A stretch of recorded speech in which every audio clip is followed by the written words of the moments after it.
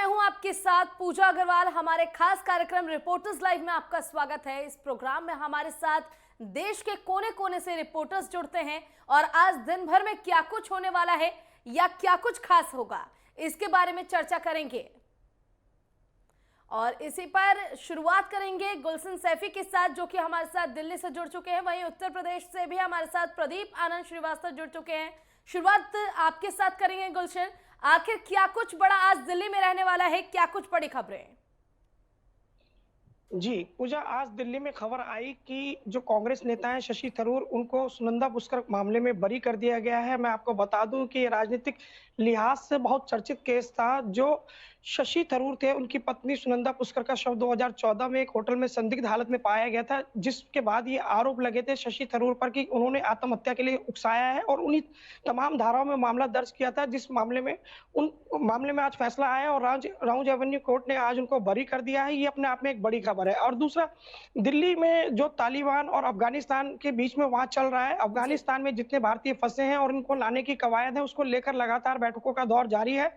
और सारी राजनीति का केंद्र इस समय वही बना हुआ है कि अब अफगानिस्तान में अगला चरण क्या होगा और अफगानिस्तान में यदि कोई नई सरकार आती है तो उसके साथ भारत के कैसे रिश्ते रहेंगे, इन तमाम चीजों पर। और जो वर्तमान में सबसे ज्यादा प्रायोरिटी पर देखा जा रहा है, वो ये देखा जा रहा है कि फिलहाल जो वहाँ करीब 1700 जो हमारे भारतीय मूल के लोग अभी भी वहां रह गए हैं, फंसे हुए हैं किसी वजह से, तो उनको सुरक्षित कैसे निकाला जाए। एक एक व्यक्ति की जान कीमती है, इस पर पूरा इस समय राजनीति का फोकस है।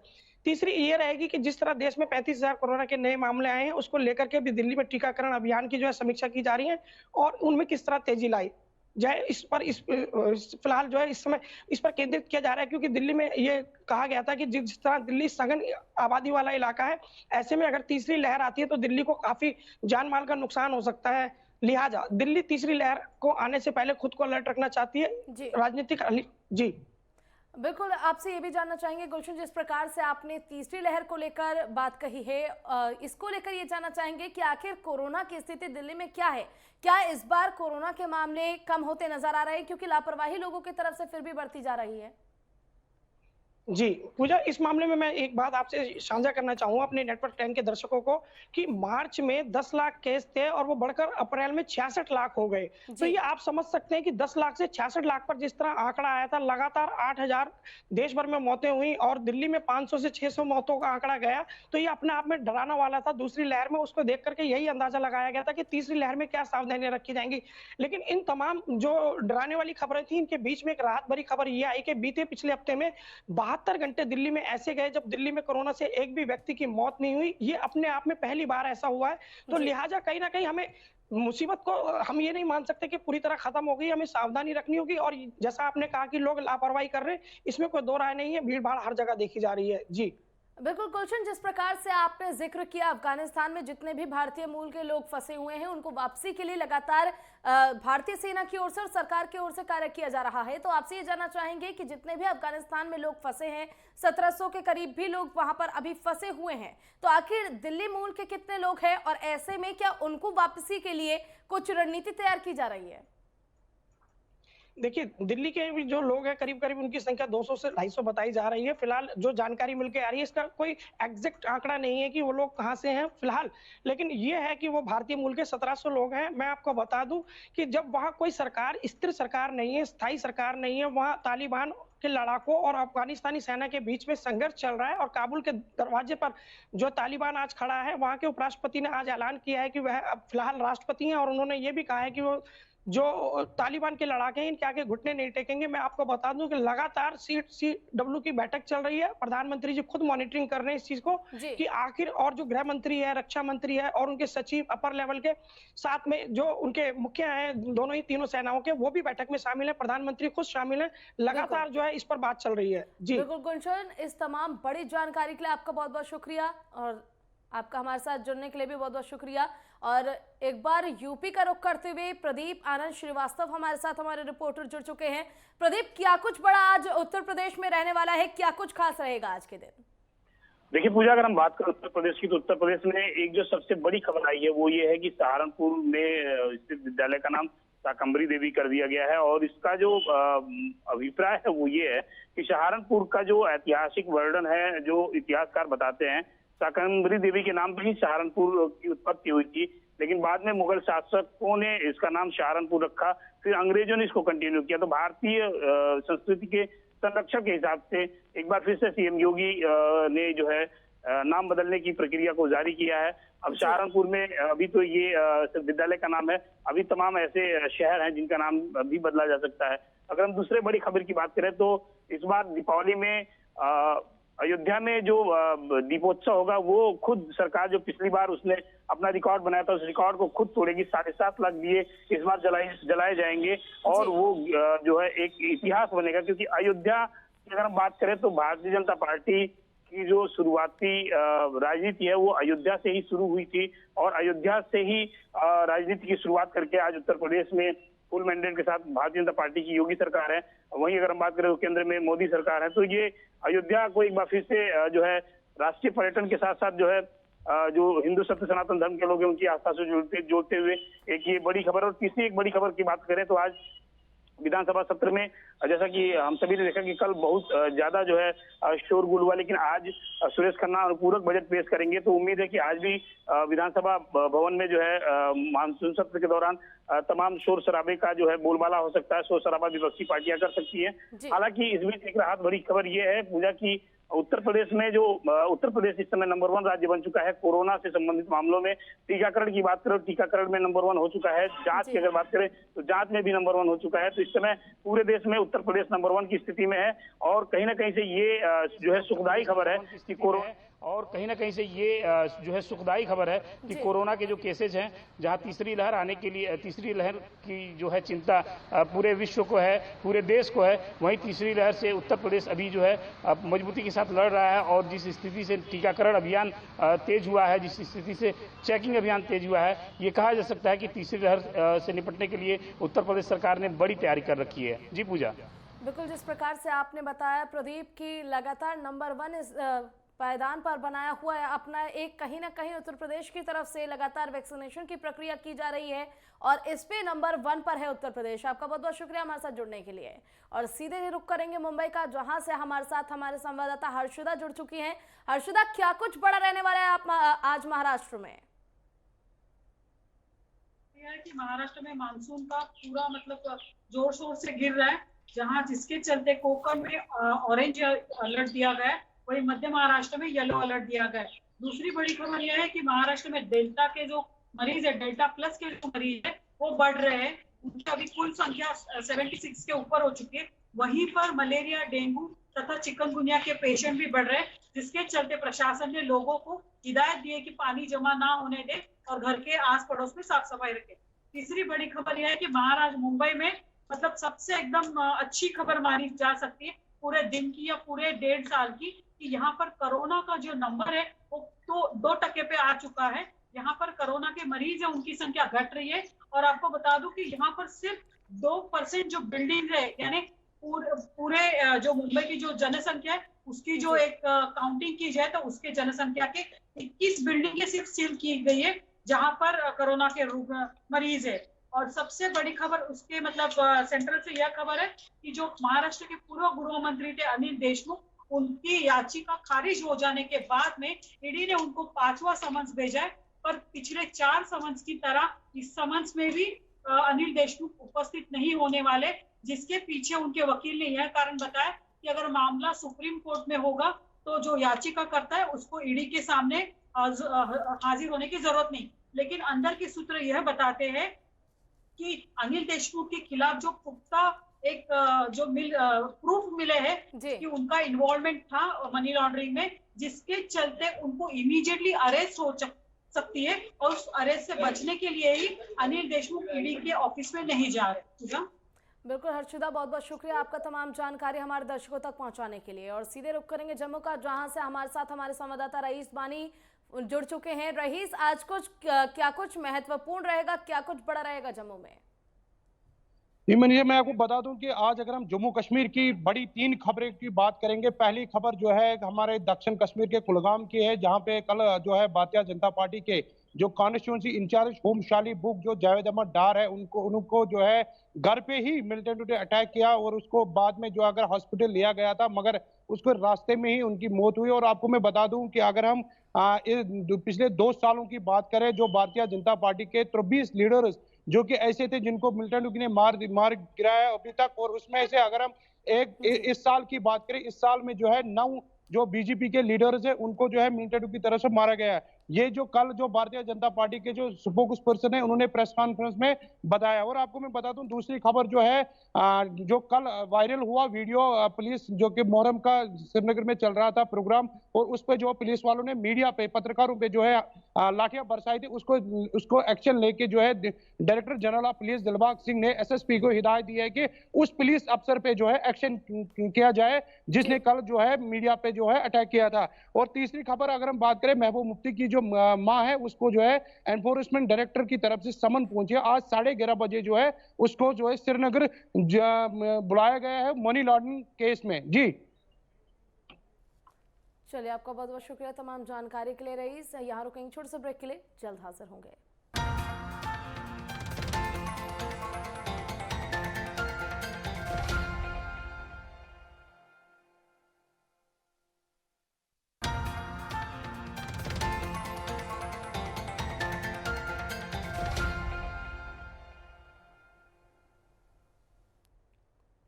और ब्रेक के बाद एक बार फिर से स्वागत है आपका। रुक करेंगे अंकित पचौरी हमारे रिपोर्टर का, और उनसे जानेंगे कि आखिर आज क्या कुछ बड़ा रहेगा मध्य प्रदेश में।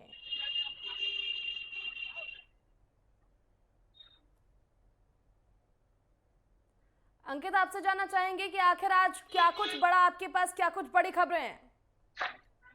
पूजा, आज मध्य प्रदेश के शिवपुरी में एक सिंध नदी पे 100 साल पुराना ब्रिज था जो कल देर रात को टूट गया है, जिसके चलते 3 लोग पानी में गिरे थे। हालांकि 2 लोग पानी से तैर करके बाहर आ गए, लेकिन एक व्यक्ति अभी भी लापता है। लगातार गोताखोरों के द्वारा और जो प्रशासन है उनके द्वारा उनकी तलाश की जा रही है, लेकिन अभी तक प्रशासन को सफलता नहीं मिली है। हम दूसरी खबर की बात करें तो आज जो चयनित शिक्षक मध्य प्रदेश में है वो बीजेपी का जो प्रदेश कार्यालय है वहां पर प्रदर्शन कर रहे हैं। जो चयनित शिक्षिकाएं हैं वो सीएम को आज राखी बांधने के लिए आई हैं कि अपना वादा निभाएं और हम लोगों को नियुक्ति दें। पूजा, अगर हम तीसरी खबर की बात करें तो आज मध्य प्रदेश के तमाम जिलों से, जो मध्य प्रदेश के जिले हैं 52 जिले हैं, वहाँ तमाम जिलों से आज जो बेरोजगार युवा संगठन है, तमाम संगठन है, विभिन्न संगठन के लोग आज मध्य प्रदेश के जो रोशनपुरा चौराहा है, भोपाल का रोशनपुरा चौराहा है, वहाँ पर आज बेरोजगारी को लेकर के प्रदर्शन करने वाले हैं। वहीं पूजा, चौथी खबर की हम बात करें तो आज प्रदेश में मौसम विज्ञान केंद्र ने अलर्ट जारी करते हुए एक नया सिस्टम एक्टिव बताया है, जिसके चलते राजधानी भोपाल सहित मध्य प्रदेश के विभिन्न जिलों में बारिश हो सकती है। बिल्कुल, जिस प्रकार से आपने बताया कि आज सीएम को राखी बांधने के लिए कुछ महिलाएं पहुंचेंगी और ऐसे में उनसे अपने वादों को पूरा करने के लिए उन्होंने ये फैसला लिया है। आपका बहुत बहुत शुक्रिया तमाम जानकारी के लिए। और सीधे अब रुक करेंगे हरियाणा का, जहां से हमारे साथ हमारी संवाददाता शिवानी लोहिया जुड़ चुकी है। शिवानी, क्या कुछ बड़ी खबरें आपके पास हरियाणा से आज? बिल्कुल पूजा, सब जो अहम खबरें हरियाणा में आज बताई जा रही है उसके बारे में बताऊंगी। पहली बड़ी खबर है वो संपूर्ण हरियाणा की सबसे बड़ी खबर ये है कि आज संपूर्ण हरियाणा जो है अन्नपूर्णा जो दिवस है वो मनाया जा रहा है, जिसके जरिए संपूर्ण हरियाणा के अंदर लोगों को, जो गरीब लोग हैं उनको राशन बांटा जा रहा है। इन राशन में 5 और 10 किलो राशन जो है लोगों को बांटा जा रहा है, और जिसके जरिए प्रधानमंत्री जो गरीब कल्याण योजना है इसको सफल बनाते हुए आज हरियाणा के हर डिपो होल्डर के पास जो है वहां के हर कार्यकर्ता और जो बीजेपी के कार्यकर्ता है उनकी ड्यूटी लगाई गई है और वो खुद अपने हाथों से इस कार्य को कर रहे हैं। ये पहली बड़ी खबर थी पूजा। आप बात करेंगे दूसरी बड़ी खबर की। दूसरी बड़ी खबर पूजा है जो अभी हाल ही में एथलीट में टोक्यो ओलंपिक्स के अंदर नीरज चोपड़ा गोल्ड जीतकर जिन्होंने देश का नाम रोशन किया है, आज हालांकि उनकी कल देर शाम जो है पानीपत में जब वो अपने घर जा रहे थे तो उनकी तबीयत बेहद ज्यादा खराब हो गई थी, जिसके बाद गया था। लेकिन सबसे अहम बात यह है कि उनकी तबीयत खराब होने के बावजूद आज उनका सीएम मनोहर लाल खट्टर से मिलने का समय था। पंचकुला में वो मीटिंग फिक्स थी और आज जो है वो अपनी तबीयत खराब होने के बावजूद भी जो है पंचकुला पहुंचे हैं और सीएम मनोहर लाल से मीटिंग करने के लिए वहां उपस्थित हो गए हैं। ये थी दूसरी बड़ी खबर। अब बात करूंगी तीसरी बड़ी खबर के बारे में। पूजा, हाल ही में गुरुग्राम के अंदर जो है ई रिक्शा का उद्घाटन सीएम मनोहर लाल के द्वारा किया गया था। उसी सीएम मनोहर लाल ने ई रिक्शा चलाए गए थे, उनका सिर्फ इतना मोटिव था कि पॉल्यूशन जो है वो कम हो सके, जिसके साथ 600 जो ई रिक्शा है वो दिखा दी गई थी और 1200 का जो है ये घोषणा करी थी कि जल्द ही 1200 जो ई रिक्शा है वो चलाए जाएंगे। लेकिन उसके बाद जो ऑटो संघ है उन्होंने हंगामा किया है और उनका विरोध किया है। उनका कहना है पीएम की ओर से जो गरीब कल्याण योजना चलाया जा रहा है उसके माध्यम से लोगों को राशन मिल रहा है। ये सबसे बड़ी खबर है आज हरियाणा के लोगों के लिए। आपका बहुत बहुत शुक्रिया हमारे साथ जुड़ने के लिए। और रायपुर से हमारे साथ हमारे संवाददाता उत्पल सेन गुप्ता जुड़ चुके हैं। उत्पल, आज क्या कुछ बड़ा रहने वाला है छत्तीसगढ़ के लोगों के लिए, क्या कुछ बड़ी खबरें हैं? जी, मैं आपको बता दूं, हमारे दर्शकों को बताना चाहूंगा कि छत्तीसगढ़ की सबसे बड़ी खबर है वो रेलवे से है। दक्षिण पूर्व मध्य रेलवे बिलासपुर से जो सेंटर थे, जो सोमवार को बड़ा रेल हादसा हुआ था, उसके लिए उनको प्रथम दृष्टया लापरवाही सामने आने पर निलंबित कर दिया गया है। दरअसल पूरा वाकया सोमवार दोपहर का है कि अचानक खड़ी रेल इंजन धड़धड़ाते हुए पटरी से डेड इंजन को तोड़ते हुए सड़क पर आ जाती है, जिससे आपाधापी मच जाती है। सड़क पर आने पर लोग अचानक रेलवे को फोन करते हैं, रेलवे के अधिकारी आते हैं और उस पर जांच बैठती है। जांच समिति जब जांच करती है तब सामने आते हैं कि जो इंजन के जो सेंटर थे बी चंद्रशेखर, वो इंजन को स्टार्ट करके पता करने चले गए थे कि आखिर ये इंजन को लेकर कहाँ जाना है। लेकिन जब तक वो वापस आते तब तक इंजन पटरी पर आगे बढ़ना शुरू कर दी थी। जब तक तो वो कुछ संभाल पाते, इतने में डेड इंजन को तोड़ते हुए इंजन सड़क पर आ गई, जिसमें उनको निलंबित कर दिया गया है। दूसरी बड़ी खबर की बात करें तो छत्तीसगढ़ प्रदेश में अगस्त माह से बरसात नहीं हो रही थी। लोग चिपचिपी और उमस भरी गर्मी से राहत नहीं पा रहे थे। लेकिन अचानक मौसम वैज्ञानिकों के द्वारा बताया गया कि बुधवार और से लेकर शुक्रवार 2 दिन यानी कि 2 दिन प्रदेश में भारी वर्षा की संभावना देखी जा रही है, जिसके बाद बरसात शुरू होने पर लोगों ने चिपचिपी और उमस भरी गर्मी से राहत दी है। छत्तीसगढ़ में 13 जिले ऐसे हैं जो अल्प वर्षा के क्षेत्र में कैटेगरी में आ चुके थे, जिसमें से कई जिलों में बरसात नहीं हो रहे थे। तीसरी बड़ी खबर की बात करें तो गुरु घासीदास सेंट्रल यूनिवर्सिटी में अब कई सालों से जमे विवादास्पदों को बदलने की प्रक्रिया नए कुलपति द्वारा शुरू कर दी गई है। दरअसल देखा जा रहा था कि कई सालों से विभागाध्यक्ष एक ही पद पर बैठे हुए थे, जिसके बाद नए कुलपति आने के बाद उन पर निर्देश पर कार्रवाई शुरू कर दी गई है, जिसके बाद अब कई विभागाध्यक्षों को बदलने की प्रक्रिया शुरू होगी। चौथी बड़ी खबर की बात करें तो प्रदेश में कोवैक्सीन की काफी ज्यादा किल्लत है। प्रदेश में जून जुलाई के माह में देखा जा रहा था कि पहली वैक्सीन जो दे रही है वो कोवैक्सीन दी जा रही थी। पहले डोज लोगों ने कोवैक्सीन लगा ली, उसके बाद इस वक्त सबसे महत्वपूर्ण यही है कि सरकार जो है वैक्सीनेशन प्रक्रिया पर खास ध्यान दे और लोगों को वैक्सीन पर्याप्त मात्रा में उपलब्ध कराया जाए। आपका बहुत बहुत शुक्रिया तमाम जानकारी के लिए। और सीधे रुख करेंगे उत्तराखंड का, जहां से हमारे साथ हमारे संवाददाता उपेंद्र राणा जुड़ चुके हैं। उपेंद्र, क्या कुछ खास रहेगा आज पूरे दिन उत्तराखंड में? देखिए पूजा, अगर आज उत्तराखंड की अगर बात की जाए तो सीएम पुष्कर धामी की जो है आज 11 बजे जो है जो स्वयं सहायता समूह से जुड़े हुए जो महिलाएं हैं उनके साथ जो है उनके संवाद करेंगे। इस संवाद के जरिए जो है उनके साथ वार्ता करेंगे कि किस तरीके से जो है जो आजीविका मिशन के जो उत्तराखंड राज्य आजीविका मिशन है उसके तहत जो कार्य किए जा रहे हैं उस पर कितना काम हो रहा है, कितने आगे जो है उस पर काम किया जा रहा है और कितने स्वयं सहायता समूह की जो महिलाएं हैं उस पर काम कर रही है। तमाम इसको लेकर जो है अधिकारियों से भी फीडबैक लिया जाएगा। साथ ही उन महिलाओं से भी बातचीत की जाएगी कि किस तरीके से जो है आजीविका मिशन के तहत जो है वो काम किया जा रहा है, इसको लेकर फीडबैक लिया जाएगा। दूसरी बड़ी खबर पूजा यह है कि आज जो है जिस प्रकार से जो आम आदमी पार्टी के उत्तराखंड में सीएम पद के उम्मीदवार कर्नल अजय कोठियाल जो हैं वो 1 बजे प्रेस कॉन्फ्रेंस करेंगे। इसमें कहा जा रहा है कि जिस प्रकार से कल दिल्ली के मुख्यमंत्री अरविंद केजरीवाल ने उनको जो है मुख्यमंत्री पद के लिए जो है उनको रखा गया है कि मुख्यमंत्री पद जो है उनको दिया जाएगा। जिस प्रकार से आज यह देखा जा रहा है कि अब जो है वो बड़ी कुछ घोषणाएं जो है यहाँ पर कर सकते हैं, कई सारी चीज़ें जो हैं वो यहाँ पर कर सकते हैं कि किस तरीके से अगर वो मुख्यमंत्री अगर बनते हैं तो क्या कुछ राज्य के लिए करेंगे। इन तमाम घोषणाएं जो है वो आज कर सकते हैं। हालांकि 1 बजे जब प्रेस कॉन्फ्रेंस होगी कि किस तरीके से जो है वो बात रखेंगे, क्योंकि देखा जा रहा है कि लगातार लगातार जो है उत्तराखंड में तीसरे विकल्प के तौर पर जो है उत्तराखंड में आम आदमी पार्टी जो है वो उभर रही है। उसको लेकर जो तैयारियां हैं लगातार कर रही है। जिस प्रकार से जनसंवाद कार्यक्रम, कई सारे कार्यक्रम जो है आम आदमी पार्टी के द्वारा जो है उत्तराखंड में किए जा रहे हैं। तीसरी बड़ी खबर पूजा यह है कि जिस प्रकार से अफगानिस्तान में तालिबान का जिस प्रकार से कहर वहां पर ढा रही है और जिस प्रकार से स्थिति वहां पर आप देख ही रहे होंगे कि किस तरीके की स्थिति वहां पर है। कई भारतीय जो है भारतीय मूल के जो लोग हैं वहां पर फंसे हुए हैं। ऐसे में उत्तराखंड के कई लोग जो हैं वो वहां पर फंसे हुए हैं, जो कि लगातार सरकार से जो है वो गुहार लगा रहे हैं कि अपनों को बचाने के लिए जो है वो लगातार गुहार लगा रहे हैं। कि कई ऐसे लोग हैं जिनका 2-4 दिन पहले जो है फोन पर वार्ता हुई और अब जो है उनसे वार्ता नहीं हो पा रही है। तो ऐसे में कई परिवार ऐसे हैं जो डर से जो है वो घबरा रहे हैं और सरकार से जो लगातार गुहार लगा रही है। ऐसे में उत्तराखंड के मुख्यमंत्री पुष्कर धामी ने भी हर संभव मदद करने की जो है वो कहा है कि उनसे जो है हर संभव जो है वो मदद दी जाएगी। तो तमाम ऐसे जो भारतीय वहां पर फंसे हुए हैं, जो उत्तराखंड मूल के भी कई लोग जो काबुल में फंसे हुए हैं, उनके परिजन जो है वो लगातार केंद्र और राज्य सरकार से जो है वो गुहार लगा रही है।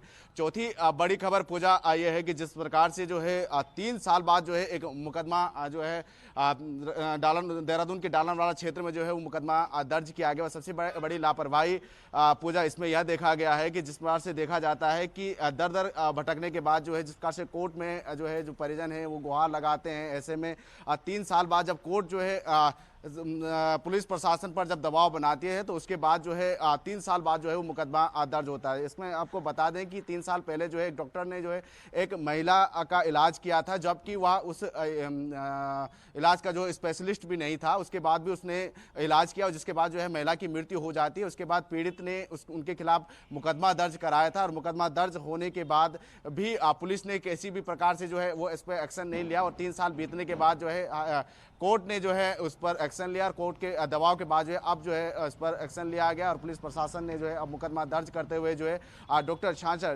जो नाम बताया जा रहा है उन पर जो है मुकदमा दर्ज किया गया। जी बिल्कुल उपेंद्र, आपका बहुत बहुत शुक्रिया हमारे साथ जुड़ने के लिए और तमाम जानकारी देने के लिए। और इसी के साथ जिस प्रकार से हमने आपको अपने रिपोर्टर लाइव प्रोग्राम में अलग अलग राज्यों से हमारे अलग अलग रिपोर्टर जुड़े और तमाम बड़ी खबरें आप तक पहुंचाई, और इसी के साथ फिलहाल के लिए रिपोर्टर्स लाइव में बस इतना ही। जय हिंद।